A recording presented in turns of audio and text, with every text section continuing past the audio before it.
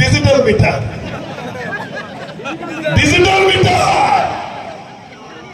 আমাদের ভাইদের বলতে চাই, সকালবেলা যখন বিসমিল্লাহ বলে ভোট করার জন্য মিথ্যা কথা বলতে চান, কি খেয়ে যান? কি খেয়ে যান? ভাত, ধানের শীষ পেটের মধ্যে ভরে নিয়ে যায় কয় বেহেশতের টিকিট। বলি নাউজুবিল্লাহ। আমি আর বক্তব্য বাড়াবো না।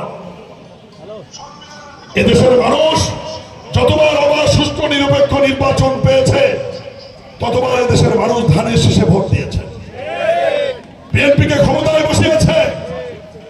শহীদ রাষ্ট্রপতি জিয়াউর রহমানকে আপনারা প্রথম ভোট দিয়েছেন ধানের শীষে 1977-78 সালে, ঠিক কিনা?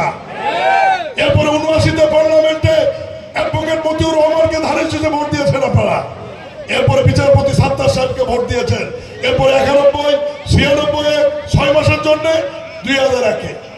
এই বাংলাদেশের মানুষের ভোটে বিএনপি ক্ষমতায় গিয়েছে মোট 6 বার। কতবার?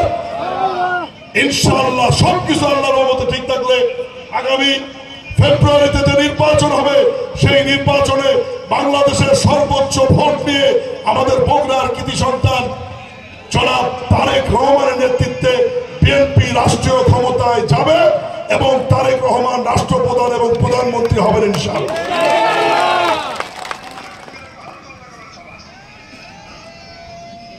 তৌফিক ভাইয়ের কথার সাথে আমি একমত বলে বলতে চাই, সৈয়দপুরে যারা বিএনপির দায়িত্বপ্রাপ্ত নেতৃবৃন্দ আছেন, এখনো যদি জনগণের সাথে কোনো ধোঁকা বা ভুল বোঝাবুঝি হয়ে থাকে, সংশোধন হয়ে যায়।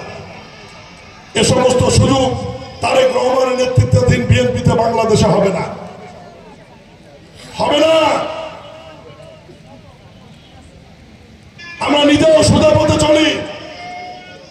এই যে কলেজ স্কুল মাঠে মিটিং হচ্ছে, আমি প্রায় 1 বছর যাবত এখানে সভাপতির দায়িত্ব পালন করছি।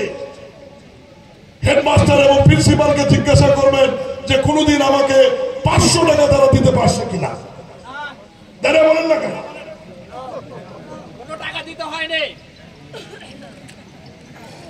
চোখ বন্ধ করে সই করে দিই যে কাজ করেন, এলাকার মানুষের শিক্ষা দেন, সবচেয়ে ভালো শিক্ষা প্রতিষ্ঠান এটি। আমরা সেইভাবে তৈরি হয়েছে ইনশাআল্লাহ,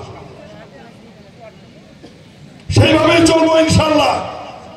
আপনাদের দোয়া চাই, ভোট চাই, সহযোগিতা চাই। এই সৈয়দপুরের মানুষ সারা জীবন শিখপুঞ্জের মধ্যে সবচাইতে বেশি ভোট ধানের শীষে দিয়েছেন। আগামী ফেব্রুয়ারির মাসে নির্বাচনে তৌফিক ভাইয়ের নেতৃত্বে, আরো যারা নেতা কর্মী আছে তাদের নেতৃত্বে সবাই ভোট কেন্দ্রে গিয়ে ভোট করবেন এবং সর্বোচ্চ বেশি ভোট ধানের শীষে দেবেন ইনশাআল্লাহ। ইনশাআল্লাহ। আমি আর বক্তব্য বাড়াবো না।